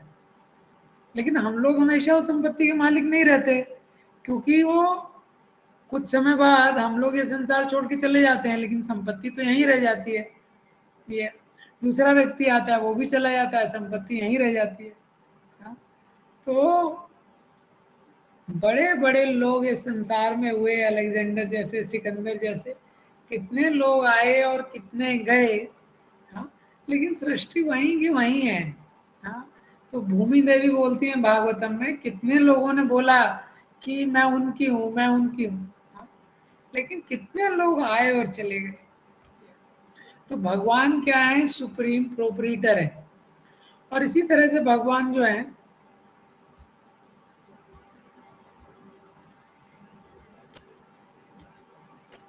इसी तरह से जो भगवान है वो सुप्रीम कंट्रोलर भी है। जो भगवान है वो सुप्रीम कंट्रोलर भी है। तो ना केवल भगवान सुप्रीम प्रोपरीटर, कंट्रोलर, इंजॉयर, तीनों है। कंट्रोलर मतलब भगवान हर चीज नियंत्रण करते हैं। तो कोई बोला हम भी कंट्रोलर हैं, हाँ हम भी कंट्रोलर हैं, लेकिन इस संसार में हर व्यक्ति कंट्रोल भी करता है कुछ लोगों को, और किसी के द्वारा कंट्रोल्ड भी रहता है। जैसे कोई इंस्पेक्टर है तो वो सब इंस्पेक्टर को कंट्रोल कर रहा है, लेकिन जो सुप्रिटेंडेंट ऑफ पुलिस है उसके द्वारा वो कंट्रोल्ड है। जो सुप्रिटेंडेंट ऑफ पुलिस है वो इंस्पेक्टर को कंट्रोल कर रहा है, लेकिन कमिश्नर के द्वारा कंट्रोल्ड है। इसी तरह से आप किसी भी व्यक्ति को इस डायरेक्ट इसमें डालेंगे तो किसी न किसी के द्वारा कंट्रोल्ड है। वो यूएस का भी प्रेसिडेंट है, लेकिन ऊपर देवताओं के द्वारा कंट्रोल्ड है। जो देवता है वो उनके ऊपर जो डेमीगॉड्स हैं उनके द्वारा कंट्रोल्ड है। केवल भगवान ऐसे हैं, भगवान कृष्ण ऐसे हैं जो सबको कंट्रोल कर रहे हैं और उनको कोई कंट्रोल नहीं करता। तो ये होता है सुप्रीम कंट्रोलर। तो जब व्यक्ति ये समझ जाता है कि जो भगवान है वो सुप्रीम इंजॉयर है, सुप्रीम कंट्रोलर है और सुप्रीम प्रोपरीटर है, और इस सब के साथ साथ सुहृदम, सुहृदम मतलब एवर वेल विशर। ये संसार में तीन प्रकार के मित्र होते हैं, तीन प्रकार के संबंध हैं, मित्र, बंधु और सुहृद, ये तीन शब्द आते हैं संस्कृत में। तो बंधु का मतलब है सोशल रिलेटेड, जैसे कुछ हमारे रिश्तेदार हो गए, कोई चाचा मामा, ये सब। तो ये सारे जो संबंध हैं हमारे जन्म के साथ हो गए। हमारी इच्छा हो चाहे नहीं इच्छा हो, इन संबंधों को निभाना पड़ेगा। इन संबंधों में बहुत कंडीशन है, इन संबंधों में आत्मीयता नहीं है ज्यादातर। हम लोगों को पता है इसमें कितना दुख इन्वॉल्व रहता है। मित्र का मतलब क्या है, स्नेह का संबंध है किसी के साथ, उसको बोलते हैं मित्र। जिसके साथ स्नेह का संबंध है, हमने चुना है, हमारी केमिस्ट्री मिलती है, हम लोगों को साथ में रहना अच्छा लगता है, उसको मित्र बोलते हैं। लेकिन जो स्नेह का संबंध है ये संसार में, वो भी हमेशा नहीं रह पाता है, क्योंकि उसमें भी अपेक्षाएं हैं। आपने बर्थडे विश नहीं किया तो संबंध हट जाएगा, किसी सेरेमनी में नहीं बुलाया, मैरिज एनिवर्सरी में नहीं बुलाया, इतने सालों से कर रहे हैं, लेकिन एक बार भूल गए, जैसे ही भूल गए वैसे ही संबंध अफेक्ट हो जाएगा। ये है भौतिक संबंध। लेकिन भगवान को क्या बोला गया है, सुहृद। सुहृद का मतलब क्या है, जो हमेशा हमारे वेलविशर रहते हैं। सारी दुनिया भी हमको मिसअंडरस्टैंड करे, लेकिन भगवान हमको कभी मिसअंडरस्टैंड नहीं करते, और हमेशा जीवात्मा को कैसे सही रास्ते पे लगाया जाए उसके लिए भगवान योजना बनाते रहते हैं। ये सुहृद का मतलब है कि किसी भी स्थिति में आप हम कुछ भी कर लें, जो नास्तिक भी है उसके लिए भी भगवान योजना बना रहे हैं कि कैसे ये सुधरेगा। ये सुहृद का मतलब है एवर वेल विशर। क्यों? क्योंकि ये भगवान का स्वभाव है। भगवान का स्वभाव है, भगवान का स्वभाव है, जीवात्माओं के प्रति उनका एक प्रेम है। जैसे पिता रहता है, उसके कई बच्चे रहते हैं, तो कोई बच्चा बुद्धिमान रहता है, कोई बुद्धिमान नहीं रहता, कोई पिता से भी द्वेष करता है, लेकिन जो एक प्रॉपर फादर है वो अपने बच्चों से हमेशा प्रेम करता है। इसी तरह जो भगवान है अपनी सारी जीवात्माओं से हमेशा प्रेम करते हैं। ये तो ये हमने आज के सेशन में देखा, ये जो कुछ बहुत बहुत इम्पोर्टेंट ये एस्पेक्ट्स। तो पहला कि 3 डूअर हैं, उसमें जो जीवात्मा का रोल है वो क्या है, डिजायर करने का। तो हमको राइट डिजायर कल्टीवेट करनी चाहिए, गलत चीजों का डिजायर नहीं करना चाहिए। ये डिजायर करते हैं जिस चीज का, फिर धीरे धीरे उसके लिए प्लान आ जाता है, उस पर एक्शन करने लगते हैं। तो डिजायर, अच्छा डिजायर करना चाहिए। तो उसके लिए बहुत इंपॉर्टेंट है right association, right association cultivate करना। दूसरा हमने देखा कि किस प्रकार से संसार में जो मिलने वाला सुख है, जो इंद्रियों का सुख है, वो टेंजिबल नहीं है, फ्यूटाइल है, टेम्परेरी है, और उसमें दुख मिलता है फाइनली। तो इससे हमको ये लेसन मिलता है, इसीलिए हमको अपने सेंसेस को स्पिरिचुअल इंगेजमेंट में लगाना चाहिए। जो स्पिरिचुअल इंगेजमेंट है, स्पिरिचुअल एंगेजमेंट क्या है, इन सेंसेस के द्वारा जब हम सेंस इंजॉयमेंट में लगते हैं तो एंड रिजल्ट क्या मिलता है, मिजरी यानी दुख। लेकिन इन्हीं सेंसेस के द्वारा जब हम सर्विस में लगते हैं तो ये सेंसेस प्योरीफाई हो जाते हैं और हमको सेटिस्फैक्शन मिलता है। और वो भक्ति की एक डेफिनेशन है, ऋषिकेन सेवनम भक्ति उच्यते, to engage the senses in the master of the sense, in the service of the master of the senses, that is called as bhakti, like that. तो जब सेंसेस प्योरीफाई हो जाते हैं तो यही सेंसेस के द्वारा हमको सेटिस्फैक्शन मिल सकता है। और जितना हम ये सेंसेस को मटेरियल एक्टिविटी में लगाएंगे उतना डिससेटिस्फैक्शन रहेगा। दूसरा क्या है, उतने इंप्रेशन क्रिएट हो जाएंगे, जितने इंप्रेशन स्ट्रांग हो जाएंगे उतना मुश्किल हो जाएगा नो बोलना। इसलिए हम देखते हैं एक बार किसी गलत एक्टिविटी, कोई भी चीज़ का एडिक्शन लग जाता है, उससे निकलने के लिए बहुत डिफिकल्टी हो जाता है। और तीसरा लेसन हमने देखा कि कैसे Krishna is a supreme controller, proprietor and enjoyer, and despite that Krishna is our ever well wisher, like that. तो शास्त्र हमको ये सब क्यों बताते हैं, जिससे कि हम समझें कि संसार में हम किसी भी व्यक्ति से संबंध बनाना चाहते हैं, किसी भी व्यक्ति के साथ प्रेम करते हैं, किसी व्यक्ति के साथ रिलेशन बनाना चाहते हैं, तो उसमें जो कुछ क्वालिटीज होते हैं हम उसको देख के अट्रैक्ट होते हैं।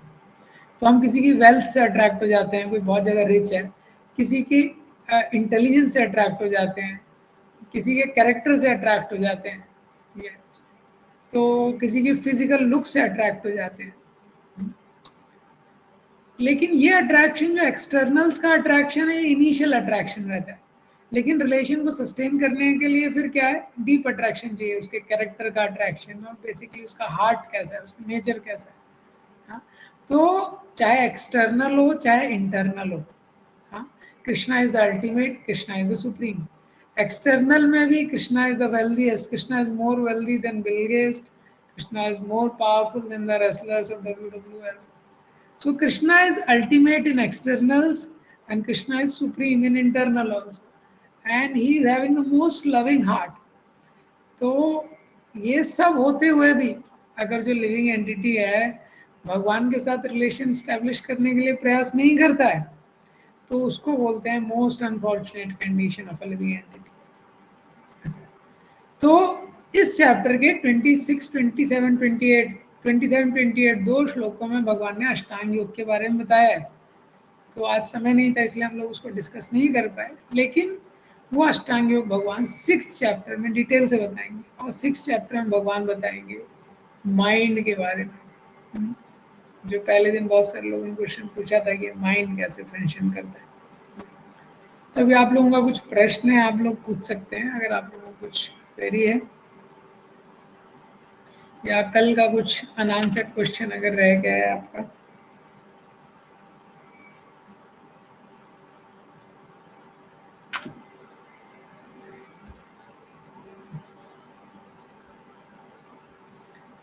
हाँ यस, ऋषभ जी बताइए।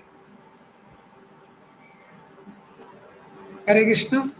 सो ऋषभ कैन बिगिन प्लीज। भगवान श्री सीताराम, दंडवत प्रणाम। हरे कृष्णा जी, बताइए।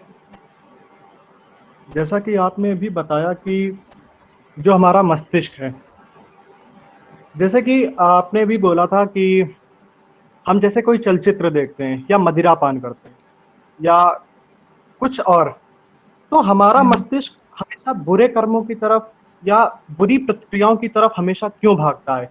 ये भक्ति के मार्ग में क्यों नहीं, या ये स्वाध्याय या अध्यात्म के मार्ग में क्यों नहीं जाता है? मतलब माइंड या मस्तिष्क हमेशा उन्हीं चीजों को रिमाइंड या मतलब उन्हीं चीजों की तरफ इंगित क्यों होता है, उन्हीं बुरे कर्मों की तरफ क्यों होता है कि नहीं, हमको वो आज देखा है या आज ऐसा किया है तो हम कल को भी वैसा करें। लेकिन अध्यात्म में ऐसा नहीं होता, भक्ति के मार्ग में ऐसा नहीं होता, क्यों? क्योंकि हमारे माइंड में बहुत स्ट्रॉन्ग इम्प्रेशंस हैं एंजॉयमेंट के। जो व्यक्ति जब भक्ति में लगता है तो भक्ति की तरफ भी उसका मन सहज आकर्षित होता है। जो व्यक्ति भक्ति के या आध्यात्मिक स्तर में एक लेवल तक पहुंच जाता है और जो कंप्लीट नहीं कर पाता, 6 चैप्टर में वो आएगा, तो उसके बाद उसको दूसरा जन्म मिलता है, तो भक्ति की क्रियाओं की तरफ भी उसका मन वैसे ही आकर्षित होता है। लेकिन फॉर मैक्सिमम पीपल, ज़्यादातर लोगों के लिए, क्योंकि इंजॉयमेंट के इम्प्रेशन इतने ज़्यादा हैं, इतने सारे जन्मों से इतने ज़्यादा इंजॉयमेंट के इम्प्रेशंस हैं, इसीलिए ज़्यादातर हमारा माइंड उसकी तरफ अट्रैक्ट हो रहा है। किसी भी चीज़ के लिए माइंड रिपीटेडली अट्रैक्ट हो रहा है तो आप समझ लीजिए कि वो क्या है, मोमेंटम गैदर कर रहा है। पिछले जन्म से उसका अट्रैक्शन है वो चीज़ों के लिए। कुछ गलतियां उसने पहले भी की हैं, हाँ, लेकिन हम लोग हेल्पलेस नहीं है। अभी हमारे पास अपॉर्चुनिटी है उसको राइट डायरेक्शन में डाइवर्ट करने की। राइट डायरेक्शन में ऑटोमेटिकली अट्रैक्ट क्यों नहीं होता है? नेगेटिव डायरेक्शन में इतना तेजी से अट्रैक्ट हो रहा है, पॉजिटिव डायरेक्शन में इतना तेजी से अट्रैक्ट क्यों नहीं हो रहा है? इसका आंसर यही है, क्योंकि नेगेटिव चीज़ों के इंप्रेशन ज़्यादा स्ट्रांग है, इसीलिए उसके मोमेंटम के कारण नेगेटिव चीज की तरफ अट्रैक्ट हो रहा है। लेकिन धीरे धीरे करके अगर आप पॉजिटिव चीज के इंप्रेशंस बढ़ाएंगे तो पॉजिटिव चीज की तरफ भी अट्रैक्शन बढ़ेगा। उसके लिए लेकिन आपको थोड़ा पेशेंस लगेगा। जैसे नेट पे आप कुछ सर्च करते हैं तो जैसे ही बी डालेंगे बॉलीवुड आएगा, क्योंकि बहुत बार बॉलीवुड किसी ने सर्च किया हुआ है ये। लेकिन आप बी के आगे BHAG करके भगवत गीता डालिए, फिर दूसरी बार भगवत गीता डालिए, तीसरी बार भगवत गीता डालिए, एक समय आएगा जब भी डालेंगे तो भगवत गीता आएगा। लेकिन ये बॉलीवुड से भगवत गीता का जो जर्नी है, इसमें समय लगता है, उसके लिए ही साधना भक्ति है। हाँ जी, बताइए वंदना जी, आप पूछ सकते हैं क्वेश्चन। जय श्री कृष्ण प्रभु जी। हरे मुझे कृष्ण। अटेंडेंस के बारे में पूछना था। कभी कभी नेटवर्क इशू की वजह से मैं यूट्यूब पे क्लास कर लेती हूँ, तो फिर तो अटेंडेंस आप कैसे मेरा लग। व्हाट्सएप जो ग्रुप है उसमें आप मैसेज कर सकते हैं, तो वो ऐड कर देंगे जो व्हाट्सएप ग्रुप है। यस, हिमांशु जी आप पूछ सकते हैं।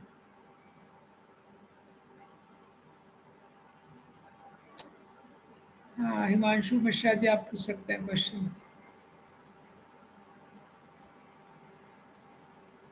हरे नमस्ते। कृष्णा। हरे कृष्णा जय जी, श्री राम। बताइए। अ, हरे कृष्ण। मुझे पूछना था कि भगवान है कि नहीं, ये सामने वाले को कैसे कन्विंस करेंगे। कई बार ऐसा होता है कि लोग बिल्कुल इस चीज में बिलीव ही नहीं करते। और एक ये जो सबसे मतलब क्वेश्चन आता है कि इतना कम एज में आपको क्या जरूरत है स्पिरिचुअलिटी में जाने का। तो हाउ डू एक्सप्लेन दिस कि मुझे कितना आनंद आ रहा है, या फिर एक्सप्लेन किया ही ना जाए, लेट लेट देम बी, ऐसा ये किया जाए। एक और चीज ये मुझे पूछना क्वेश्चन था जी। कि एक हमारी सोसाइटी में एक बहुत नेगेटिव ये आउटलाइनिंग है कि जो इस डायरेक्शन में होते हैं, बहुत अर्ली रिलीजियस प्रैक्टिसेस करते हैं, वो लोग बहुत रिजिड हो जाते हैं। ऐसा काइंड ऑफ ये एक है कहीं ना कहीं, एक हमारी सोसाइटी का ये भी सोचना है। तो how to face them and how to answer them और हाउ टू डायरेक्ट देम, कैसे तो ये जो उनको। 3 पार्ट है, पहला चीज जो है कि भगवान है, इसको इसके बारे में दूसरे को कैसे कन्विंस किया जाए। तो ये क्वेश्चन किसी ने पूछा था 2 दिन पहले, तो इसका आंसर भी मैंने ये बताया था कि ये देखना बहुत महत्वपूर्ण है कि जिस व्यक्ति को हम कन्विंस करना चाहते हैं, तो पहला चीज तो हम किसी को कन्विंस नहीं कर सकते हैं, किसी को हेल्प कर सकते हैं। ये तो हम उसको हेल्प कर सकते हैं वो देख के कि वो किस स्तर पे है। जहां पे वो है उस लेवल से हमको उससे भगवान से कनेक्ट करना पड़ेगा। ये तो जिस लेवल पे है, अगर फेवरेबल है तो कनेक्ट करना थोड़ा आसान हो जाता है, अगर वो बिल्कुल फेवरेबल नहीं है तो उसको थोड़ा टाइम लग जाता है। ये लेकिन वो इंडिविजुअल केस टू केस हम उसको कनेक्ट कर सकते हैं। ये हाँ, हमारे लिए इम्पोर्टेंट है कि हम स्पिरिचुअल प्रैक्टिस करते रहे। उसके बाद जो दूसरा चीज आपने बोला कि जो व्यक्ति है, अगर कोई है व्यक्ति है, उसको या तो कन्विंस ही ना किया जाए, वहीं छोड़ दिया जाए। तो शास्त्रों में बताया गया है कि अगर कोई एनवियस है, अगर कोई द्वेष कर रहा है, हाँ, तो उसको हमको उससे हमको थोड़ा डिस्टेंस रखना चाहिए। ये लेकिन अगर कोई भगवान के बारे में जानने के लिए उत्सुक है तो हम उसको ज्यादा बता सकते हैं। कोई कम उत्सुक है तो थोड़ा बता सकते हैं, कोई ज़्यादा उत्सुक है तो थोड़ा ज़्यादा बता सकते हैं, और कोई द्वेषी है तो उससे थोड़ा डिस्टेंस रख सकते हैं, और दूर से उसके लिए भगवान से प्रार्थना कर सकते हैं कि वो भगवान के निकट जाए। तो इस प्रकार से हम प्रैक्टिकली हेल्प कर सकते हैं लोगों का। दूसरा प्रश्न आपका कि ये रास्ते में अगर कोई जाता है तो ये रास्ते में इतनी कम एज में क्यों जाना चाहिए, ये लोग बोलते हैं। लेकिन ये जो एज है, आइडियली कितनी एज में जाना चाहिए, इसीलिए ये शास्त्रों में बोला गया है कि 5 साल से जाना चाहिए। तो 7वें स्कंद में दिया गया है कौमार आचरित प्रज्ञो धर्मान भगवता ने। तो प्रहलाद महाराज बोलते हैं ideally at the age of 5। तो अगर प्रहलाद महाराज को ओपिनियन लेंगे तो हम लोग ऑलरेडी लेट हैं। तो ओपिनियन किसका लेना चाहिए ये महत्वपूर्ण है। हम लोग अगर केवल नॉर्मल सोसाइटी वाले व्यक्ति का ओपिनियन लेंगे तो उसके अनुभव का वैल्यू बहुत कम है, क्योंकि 30 साल 40 साल 50 साल से ही वो संसार में, उतना ही अनुभव है उसका। लेकिन शास्त्रों में मैच्योर रियलाइजेशन दी गई है, लाखों लाखों साल का वो भगवान का अनुभव है, वो दिया गया है, वो एब्सोल्यूट ट्रूथ है जिसमें चेंज नहीं होता है ऐसा। तो ये दूसरा चीज है कि जो ओपिनियंस है, हमेशा पब्लिक ओपिनियन डिफर करेगा, but we have to take the opinion from the scripture, what scriptures are telling। तीसरा चीज जो आपने बोला, कोई जो स्पिरिचुअल लाइफ को ले लेता है, रिजिड हो जाता है, तो इसका आंसर क्या है कि हर लाइफ में, हर रिलीजन में, हर स्पिरिचुअल इंस्टीट्यूशन में हर लेवल के प्रैक्टिशनर्स रहते हैं, हर लेवल के। कोई भी चीज आप देखिए, आप कोई भी चीज ले लीजिए, उसमें आपको हर लेवल के लोग मिलेंगे। जैसे कोई सोशल ऑर्गेनाइजेशन है, कोई सोशल, और जैसे एक हॉस्पिटल है उसमें डॉक्टर्स हैं, उसमें 40 डॉक्टर्स हैं, तो आप एक डॉक्टर से मिलके जनरलाइज नहीं कर सकते कि इस हॉस्पिटल के सारे डॉक्टर रूड हैं। हो सकता है एक डॉक्टर रूड हो, दूसरा डॉक्टर फ्रेंडली हो, तीसरा बहुत कोऑपरेटिव हो, चौथा कंजर्वेटिव हो, कोई इंट्रोवर्ट है, कोई एक्सट्रोवर्ट है, कोई बहुत बोल रहा है, कोई कम बोलने वाला है। तो वैरायटी रहता है हमेशा, तो उसको जनरलाइज नहीं किया जा सकता। लेकिन ये सिद्धांत को हम कैसे समझ सकते हैं, कोई भी चीज रहती है उसमें हर व्यक्ति इवॉल्व हो रहा है, कोई भी स्पिरिचुअल प्रैक्टिशनर भी इवॉल्व होता है। ये तो जैसे जैसे वो इवॉल्व होता है उसकी मैच्योरिटी बढ़ती जाती है। तो जो भी व्यक्ति, कई बार ओपिनियन किसी से मिले हैं और वो बहुत रिजिड थे अपने ओपिनियंस में या उतने मैच्योर नहीं थे, तो हम क्या होता है किसी व्यक्ति से मिलके ओपिनियन को जनरलाइज कर लेते हैं। ये लेकिन जनरली वो जो ओपिनियन है वो व्यक्ति पे लागू हो सकता है, वो भी उस समय के लिए। वही व्यक्ति आप 5 साल बाद मिलेंगे तो हो सकता है वो मैच्योर हो जाए। जैसे कोई साइकिल चलाना सीख रहा है, तो पहले साइकिल चलाता है तो उसको पीछे से कोई पकड़े रहता है, उसके फादर वगैरह साइकिल को पकड़ के रखते हैं, और वो दोनों हाथ हैंडल में रखा हुआ है और एकदम उसमें भी वो कांपता है, और जब हैंडल पकड़ता है तो पैडल मारना भूल जाता है, पैडल मारता है तो आगे देखना भूल जाता है। वही व्यक्ति थोड़े टाइम तक साइकिल चलाते चलाते हाथ छोड़ के भी साइकिल चलाता है, ऐसे मैच्योरिटी इंक्रीज होता है। तो यस, खुशबू जी आप पूछ सकते हैं क्वेश्चन। प्रणाम पंडित जी। हरे कृष्णा जी। हरे कृष्णा। कल आपने एक बहुत ही अच्छा एक्सप्लेन किया था ये जो वेजिटेरियन और नॉन वेजिटेरियन के बारे में, तो उसी में थोड़ा सा एक्सप्लेनेशन मुझे और चाहिए था। एक्चुअली क्या होता है, मैं और मेरी फैमिली हमेशा से वेजिटेरियन, प्योर वेजिटेरियन रहे हैं। तो होता ये है कि मैं सर जॉब भी करता हूँ, तो जो साथ में लोग होते हैं, कई बार साथ में कुछ कोई पार्टी है या गैदरिंग है, तो वो लोग नॉनवेज खा रहे होते हैं, तो ऑब्वियसली उनको बहुत ज़्यादा मैं कई बार कन्विंस करने की कोशिश करता हूँ, कई बार नहीं भी कर पाता हूँ मैं। तो कई बार लोग जो बहुत ही मतलब हावी हो जाते हैं, वो मतलब ऐसे बोलते हैं। एक ने जैसे मुझे बोला कि मतलब अगर आपने नॉनवेज टेस्ट नहीं किया तो आपने तो जिंदगी ही नहीं जी असली। हालांकि मैं उसको बोल देता हूँ कि देखिए, मैं अपनी जिंदगी को अपनी तरीके से एंजॉय कर रहा हूँ, मेरे अंदर कुछ कमी दिख रही है क्या? जितना पोटेंशियल है, जितना आपके अंदर है वो मेरे अंदर भी है। तो लेकिन स्टिल वो फिर उस चीज पे आ जाते हैं जो कि आपने कल भी कहा था कि आप भी पेड़ों को भी, उसमें भी तो जान होती ही है, उसको भी तो आप खा ही रहे हैं अल्टीमेटली। और बल्कि सपोज किसी ने चिकन खाया तो एक बार में तो एक ही चिकन को किल किया, लेकिन आप जब पेड़ खाते हैं तो मल्टीपल पेड़ों को काट रहे हैं या इसमें, तो आप तो ज्यादा मतलब किलिंग कर रहे हैं। तो एक बार मैंने कल सुना था, आपने बहुत ही सुंदर एक्सप्लेन किया था, एक बार और थोड़ा सा एक्सप्लेन कर देंगे?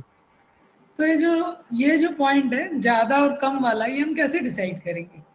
ये जो पॉइंट है कि हम लोग ज्यादा पेड़ों को काट रहे हैं, अगर आपने चिकन खाया तो आपने एक ही चिकन को खाया, ये पॉइंट नहीं है। पॉइंट क्या है कि जो जो वेजिटेबल्स हैं, फ्रूट्स हैं, ये शास्त्रों के द्वारा प्रदत्त मनुष्य का भोजन है। स्क्रिप्चर्स ने हर स्पीशीज के लिए कुछ प्रिस्क्राइब भोजन दिया है, तो शास्त्रों के द्वारा ये प्रदत्त हमारा भोजन है। ये बायोलॉजी के अकॉर्डिंग भी आप देखेंगे तो बायोलॉजी के अकॉर्डिंग भी ह्यूमन बीइंग्स एनिमल फ्लैश को डाइजेस्ट करने के लिए नहीं बनाए। तो उसके बहुत सारे फैक्टर्स हैं, बहुत सारे बुक्स लिखे गए हैं इसके ऊपर कि ह्यूमंस के टीथ वैसे नहीं है, ह्यूमंस का लीवर वैसा नहीं है जैसा कि कार्निवोरस एनिमल्स का रहता है। तो पॉइंट ये है कि ये शास्त्रों के द्वारा प्रदत्त है जो हम खा रहे हैं, फ्रूट्स, वेजिटेबल्स और ये सब। और पशुओं की हत्या करना है शास्त्रों के द्वारा प्रदत्त नहीं है, ये पाप है। ये तो हम जब वेजिटेबल्स वगैरह खा रहे हैं एक स्तर पे, ये भी पाप है, लेकिन ये दोनों पाप के बीच में बहुत अंतर है। नॉन वेज खाना बहुत ग्रेव सिंफुल एक्टिविटी, और वेज में जो ऑफर नहीं कर रहा है वो भी सिंफुल है, लेकिन उस लेवल का नहीं है ये। ठीक है, हाँ दोनों चोर हैं एक वे में। एक व्यक्ति, हिंदी में स्टोरी है, एक खीरा चोर हीरा चोर, दोनों चोर हैं, लेकिन एक व्यक्ति ने खीरा चोरी किया है, कुकुम्बर चोरी किया है, दूसरे व्यक्ति ने हीरा चोरी किया है, तो दोनों में बहुत अंतर है। खीरा चोर को वो सजा नहीं मिलेगी जो हीरा चोर को मिल रही, तो जो नॉनवेज खा रहा है उसको ज्यादा सजा मिलेगी। अब दूसरा सिद्धांत मैंने जैसे ही कल बताया था कि हमको ऑफर करके खाना चाहिए, नहीं तो सिन तो लगेगा ही, क्योंकि इसमें भी प्लांट्स का लाइफ अफेक्ट हो रहा है। यस, तो डॉक्टर शिवमणि पाठक जी पूछ सकते हैं। हरे कृष्णा।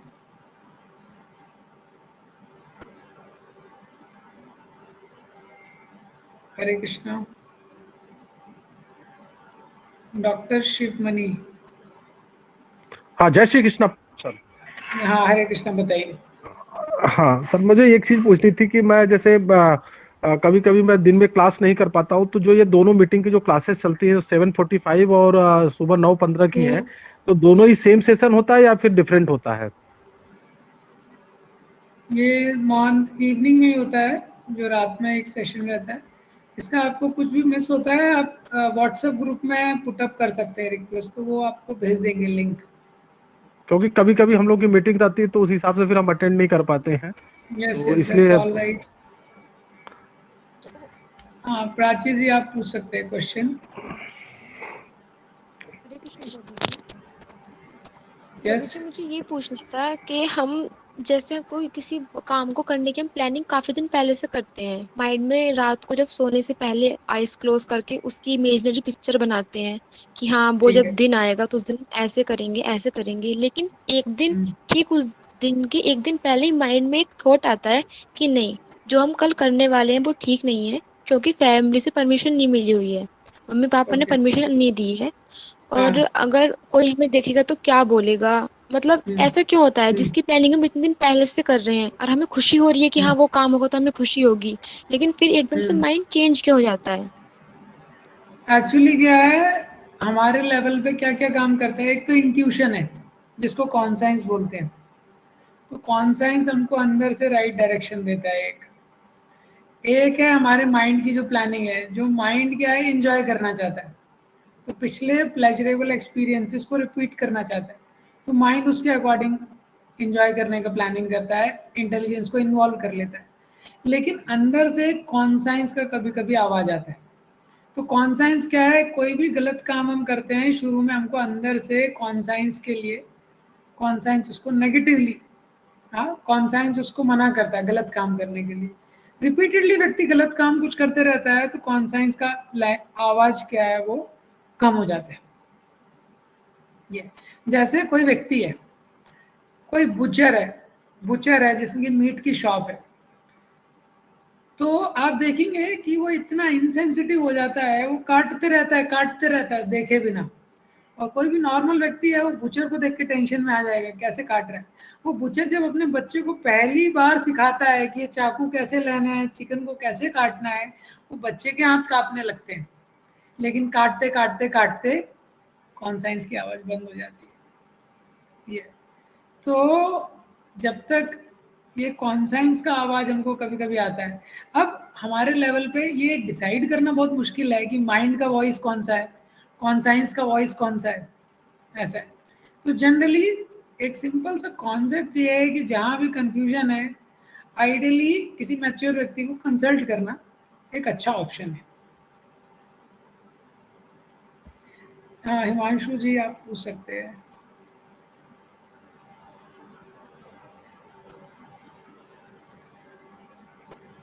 या तो विमला भदौरिया जी, कंचन शुक्ला,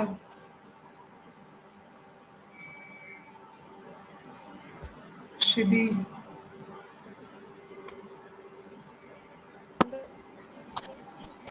हरे कृष्णा। प्रभु जी मुझे ये पूछना था, जैसे कि प्रभु जी जीवन में जो कुछ भी घटित होता है, अभी आपने बताया था कुछ दिन पहले। आपका वॉल्यूम बहुत कम है।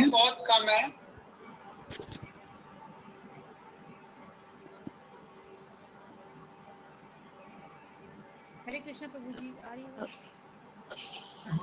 तो वॉल्यूम काफी कम है।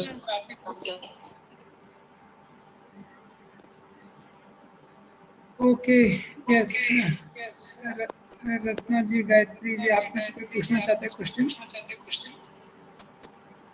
हेलो। हरे हरे कृष्णा। हरे कृष्ण प्रभु जी, मैं ये पूछना चाहती हूँ कि पहले तो थोड़ा सा रियलाइज नहीं होता था कि क्या गलत है, क्या सही है, तो अपने मन और इंद्रिय की बातें करें, रियलाइज भी हो जाता है कि गलत है।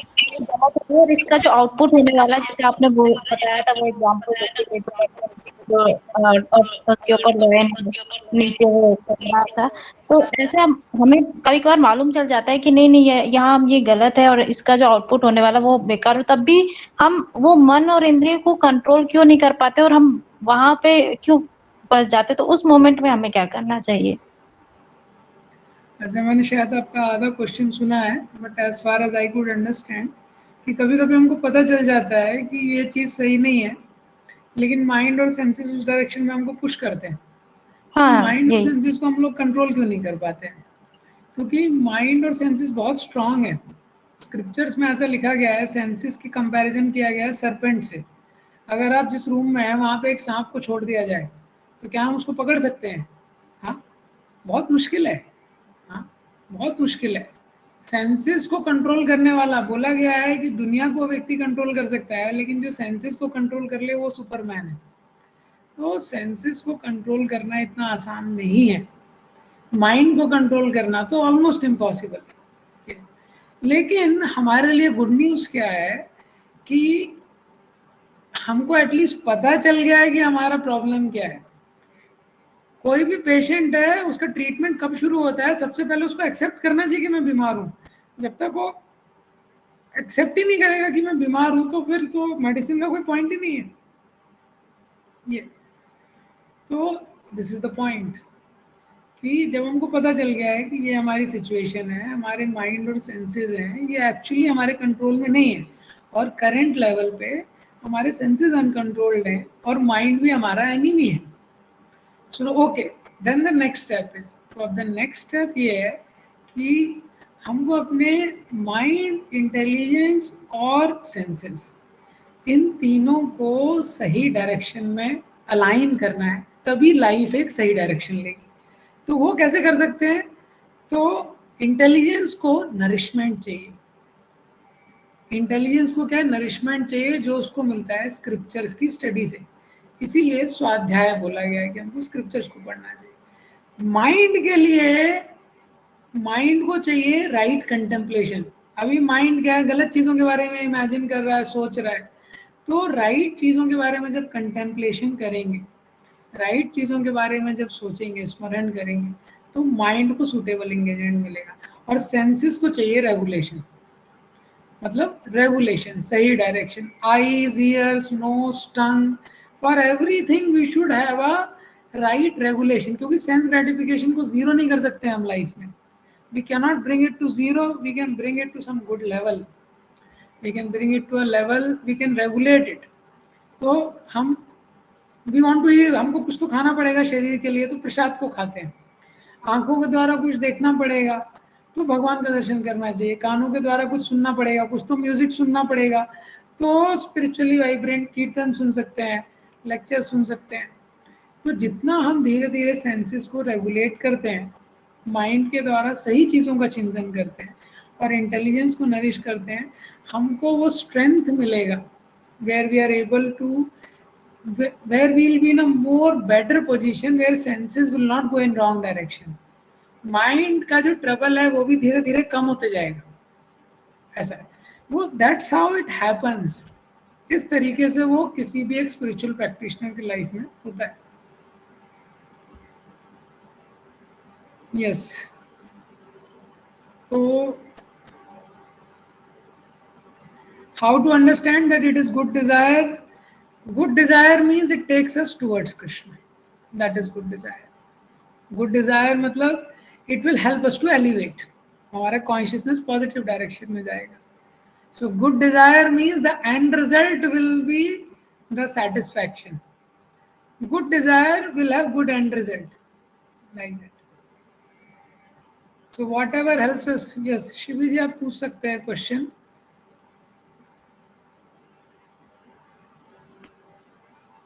तो लास्ट 2 क्वेश्चन लेंगे अभी। तो जिसका माइक डिसेबल है वो आप लोग क्वेश्चन पूछ सकते हैं अगर आपको पूछना है। हम ये जानते हैं कि भगवान जो करते हैं हमारे अच्छे के लिए करते हैं, पर कभी कभी ऐसे सर्कमस्टेंस आ जाते हैं जब हमारा फेथ थोड़ा कमज़ोर हो जाता है। तो ऐसा क्यों होता है? ऐसा इसलिए होता है क्योंकि हमारा जो फेथ है करंट स्टेज पे इतना मैच्योर नहीं है कि हर स्थिति में वही कन्विक्शन मेंटेन करके रख सके। ये तो धीरे धीरे इसलिए हम अपने फेथ को स्ट्रॉन्ग करते हैं स्पिरिचुअल प्रैक्टिस के द्वारा। ये तो जब तक फेथ एक लेवल ऑफ स्टेज नहीं पहुंचता है तो तब तक वो अफेक्ट हो जाता है, वो नेचुरल है। हाँ, तो लास्ट क्वेश्चन ले लेते हैं। दीपक अग्रवाल जी आप पूछ सकते हैं क्वेश्चन। तो दीपक अग्रवाल जी, गायत्री जी, हेमंत मिश्रा जी, आप में से कोई भी हरे क्वेश्चन पूछना कृष्णा। चाहते हैं? हरे कृष्णा। यस, मैं जानना चाहता हूँ, आपने ये शेर का जो उदाहरण दिया था उसमें अंतिम जी। चरण में कुछ समझ से बाहर रहा, उसको जरा बताने का कष्ट करें। शेर का जो मैंने उदाहरण दिया था, मैंने बताया था ये जीवात्मा की स्थिति है संसार में। जो 2 चूहे जी हैं वो क्या है, दिन और रात से उनकी तुलना की गई है। जो शेर है वो बुढ़ापे का प्रतीक है, जरा, ओल्ड एज। ओल्ड एज जी इज रनिंग बिहाइंड एवरीवन। और जो कोबरा है वो काल सर्प है।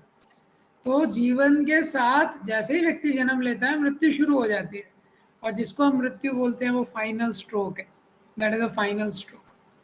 ये और ये सब होते हुए भी क्या है, जो थोड़ा सा सुख उसको इस संसार में मिल रहा है इंद्रिय और इंद्रिय विषयों के संपर्क से, उसमें वो इतना पागल हो जाता है, ये सारी स्थितियों को भूल जाता है।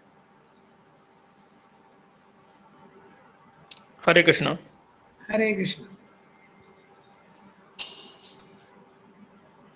मॉर्निंग में आप ब्रह्म मुहूर्त में चैंट करेंगे तो वो बहुत बेस्ट है। जैसे अभी ठंड चल रहा है तो 4:30 पे अगर आप उठ सकते हैं तो बेस्ट है, तो उसके बाद चैंट करना।